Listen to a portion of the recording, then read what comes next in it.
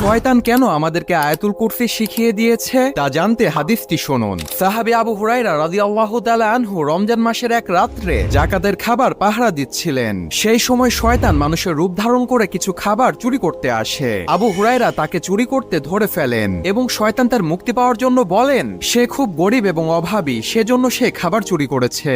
আবু হুরায়রা তার কষ্ট দেখে তাকে ছেড়ে দিলেন। দ্বিতীয় দিনে ঠিক একই ঘটনা ঘটে এবং শয়তান আবারও মুক্তি চায়। সেই রাত্রেও তাকে ছেড়ে দেওয়া হয়। তৃতীয় দিনে শয়তান আবারও চুরি করতে আসে, কিন্তু আবু হুরায়রা তাকে ধরে আর ছাড়লেন না। তখন শয়তান তার নিজের জীবন বাঁচানোর জন্য বলল, তুমি আমাকে ছেড়ে দাও, আমি এর বিনিময়ে তোমাকে এমন একটি জিনিস শিখিয়ে দিব যা করলে তোমাকে আল্লাহ তাআলা শয়তান থেকে রক্ষা করবে। এই বলে তখন সে শয়তান আয়াতুল কুরসি শিখিয়ে দিলেন। এই ঘটনা সাহাবী আবু হুরায়রা রাসূল সাল্লাল্লাহু আলাইহি ওয়াসাল্লামের কাছে বর্ণনা করলেন। তখন রাসূল বললেন, সে শয়তান তোমাকে সত্য বলেছে।